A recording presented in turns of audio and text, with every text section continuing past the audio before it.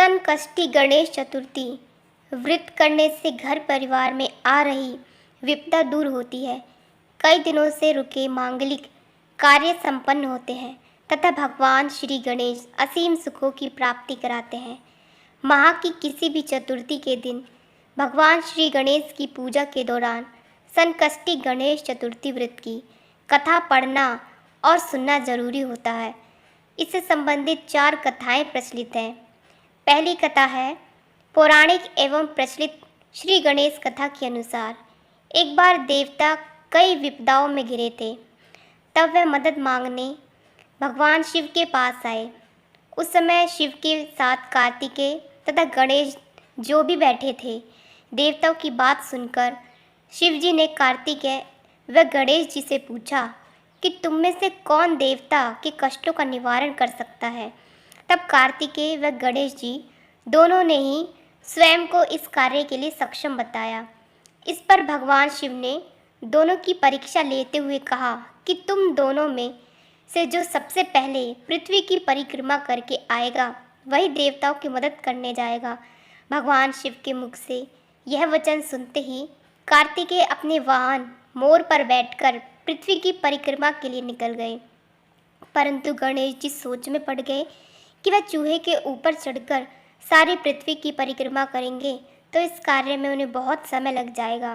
तभी उन्हें एक उपाय सूझा। गणेश अपने स्थान से उठे और अपने माता पिता की 7 बार परिक्रमा करके वापस बैठ गए। परिक्रमा करके लौटने पर कार्तिकेय स्वयं को विजेता बताने लगे। तब शिवजी ने श्री गणेश से पृथ्वी की परिक्रमा ना करने का कारण पूछा। तब गणेश ने कहा, माता पिता के चरणों में ही समस्त लोग हैं। यह सुनकर भगवान शिव ने गणेश जी को देवताओं के संकट दूर करने की आज्ञा दी। इस प्रकार भगवान शिव ने गणेश जी को आशीर्वाद दिया कि चतुर्थी के दिन जो तुम्हारा पूजन करेगा और रात्रि में चंद्रमा को अर्घ्य देगा उसके तीनों ताप यानी दैहिक ताप, दैविक ताप तथा भौतिक ताप दूर होंगे। इस व्रत को करने से व्रतधारी के सभी तरह के दुख दूर होंगे और उसे जीवन की भौतिक सुखों की प्राप्ति होगी। चारों तरफ से मनुष्य की सुख समृद्धि बढ़ेगी। पुत्र पौत्र आदि धन ऐश्वर्य की कमी नहीं रहेगी। गणेश चतुर्थी व्रत की दूसरी कथा है। एक समय की बात है, राजा हरिश्चंद्र के राज्य में एक कुम्हार था। वह मिट्टी के बर्तन बनाता था लेकिन वे कच्चे रह जाते थे। एक पुजारी की सलाह पर उसने इस समस्या को दूर करने के लिए एक छोटे बालक को मिट्टी के बर्तनों के साथ आवा में डाल दिया। उस दिन संकष्टी चतुर्थी का दिन था। उस बच्चे की माँ अपने बेटे के लिए परेशान थी। उसने गणेश जी से बेटे की कुशलता की प्रार्थना की। दूसरे दिन जब कुम्हार ने सुबह उठकर देखा तो आवा में उसके बर्तन तो पक गए थे लेकिन बच्चे का बाल भी बाका नहीं हुआ था। वह डर गया और राजा के दरबार में जाकर सारी घटना बताई। इसके बाद राजा ने उस बच्चे और उसकी माँ को बुलवाया तो माँ ने सभी तरह के विघ्न को दूर करने वाली संकष्टी चतुर्थी का वर्णन किया। इस घटना के बाद से महिलाएं संतान और परिवार के सौभाग्य के लिए संकट चौथ का व्रत करने लगीं। तीसरी कथा है, एक समय की बात है, भगवान विष्णु का विवाह लक्ष्मी जी के साथ निश्चित हो गया। विवाह की तैयारी होने लगी। सभी देवताओं को निमंत्रण भेजे गए परंतु गणेश जी को निमंत्रण नहीं दिया। कारण जो भी रहा हो, अब भगवान विष्णु की बारात जाने का समय आ गया। सभी देवता अपनी पत्नियों के साथ विवाह समारोह में आए। उन सब ने देखा कि गणेश जी कहीं दिखाई ही नहीं दे रहे। तब वे आपस में चर्चा करने लगे कि क्या गणेश जी को न्योता नहीं दिया गया है या वे स्वयं गणेश जी ही नहीं आए। सभी को इस बात पर आश्चर्य होने लगा। तभी सबने विचार किया कि विष्णु भगवान से ही इसका कारण पूछा जाए। विष्णु भगवान से पूछने पर उन्होंने कहा कि हमने गणेश जी के पिता भोलेनाथ महादेव को न्योता भेजा है। यदि गणेश जी अपने पिता के साथ आना चाहते तो आ जाते। अलग से न्योता देने की कोई आवश्यकता भी नहीं थी। दूसरी बात यह है कि उनको 1.25 मन मूंग, 1.25 मन चावल, 1.25 मन घी और 1.25 मन लड्डू का भोजन दिन भर में चाहिए। यदि गणेश जी नहीं आएंगे तो कोई बात नहीं, दूसरे के घर जाकर इतना सारा खाना पीना अच्छा भी नहीं लगता। इतनी वार्ता कर ही रहे थे कि किसी एक ने सुझाव दिया, यदि गणेश जी आ भी जाएं तो उनको द्वारपाल बनाकर बैठा देंगे कि आप घर का ध्यान रखना। अब तो चूहे पर बैठकर धीरे धीरे चलोगे तो बारात से बहुत पीछे रह जाओगे। यह सुझाव भी सबको पसंद आ गया तो विष्णु भगवान ने भी अपनी सहमति दे दी। होना क्या था कि इतने में गणेश जी वहाँ आ पहुँचे और उन्हें समझा बुझाकर घर की रखवाली करने बैठा दिया। बारात चल दी। तब नारद जी ने देखा कि गणेश जी तो दरवाजे पर ही बैठे हुए हैं, तो वे गणेश जी के पास गए और रुकने का कारण पूछा। गणेश जी कहने लगे कि विष्णु भगवान ने मेरा बहुत अपमान किया है। नारद जी ने कहा कि आप अपनी मूषक सेना को आगे भेज दें तो वह रास्ता खोद देगी, जिससे उनके वाहन धरती में धंस जाएंगे। तब आपको सम्मान पूर्वक बुलाना पड़ेगा। अब तो गणेश जी ने अपनी मूषक सेना जल्दी से आगे भेज दी और सेना ने जमीन पोली कर दी। जब बारात वहाँ से निकली तो रथों के पहिए धरती में धंस गए।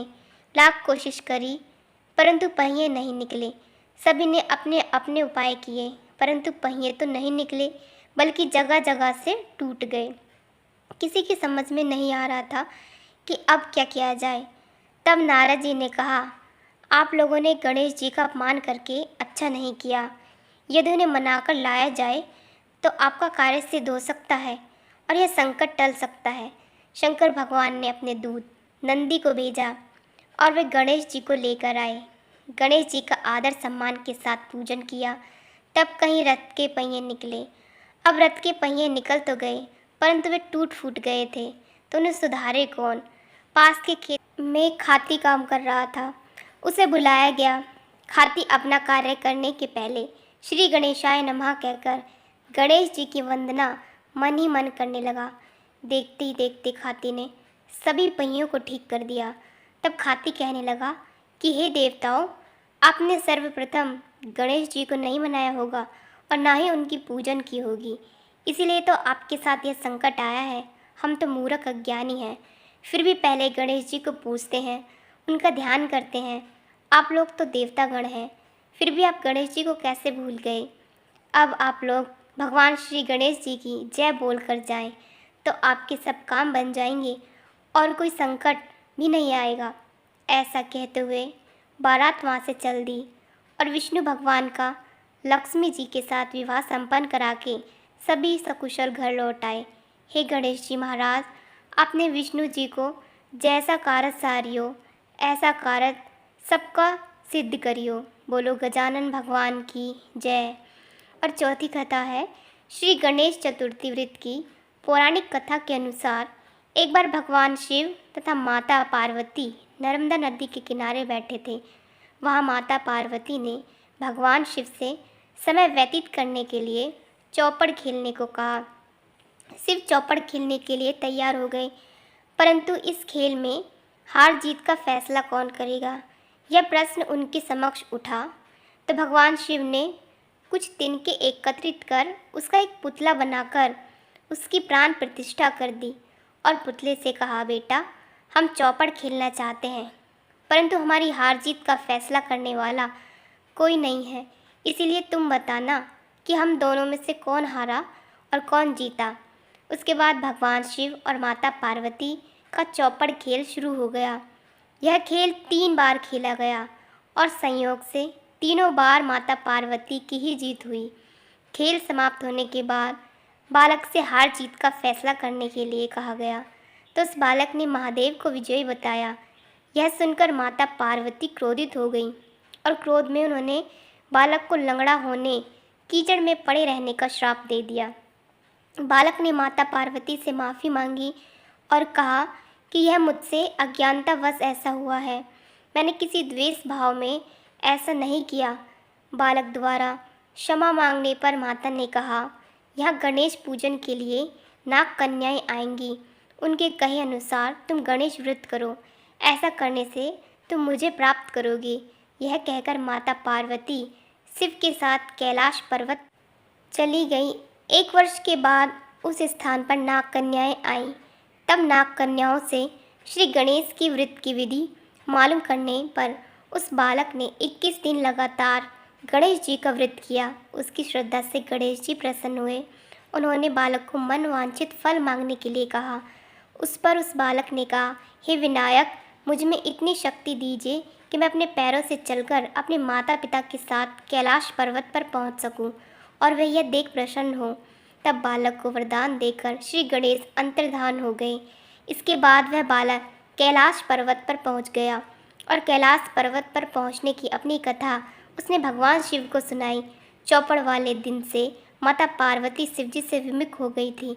अतः देवी के रुष्ट होने पर भगवान शिव ने भी बालक के बताए अनुसार 21 दिनों तक श्री गणेश का व्रत किया। इस व्रत के प्रभाव से माता पार्वती के मन से भगवान शिव के लिए जो नाराज़गी थी वह समाप्त हो गई। तब यह व्रत विधि विधान भगवान शंकर ने माता पार्वती को बताई। यह सुनकर माता पार्वती के मन में भी अपने पुत्र कार्तिकेय से मिलने की इच्छा जागृत हुई। तब माता पार्वती ने भी 21 दिन तक श्री गणेश का व्रत किया तथा दूर्वा, फूल और लड्डुओं से गणेश जी का पूजन अर्चना किया। व्रत के 21वें दिन कार्तिकेय स्वयं माता पार्वती जी से मिलने आ गए। उस दिन से श्री गणेश चतुर्थी का यह व्रत समस्त मनोकामनाओं की पूर्ति करने वाला व्रत माना जाता है। इस व्रत को करने से मनुष्य के सारे कष्ट दूर होकर मनुष्य को समस्त सुख सुविधाएं प्राप्त होती हैं। और कृपया अगर आपको हमारी ये कथा अच्छी लगी हो तो हमारे चैनल के साथ जुड़ें। महाराज जी की इसी प्रकार की कथा हम आपके साथ लाते रहेंगे। राधे राधे। जय श्री कृष्णा। जय गुरु जी महाराज।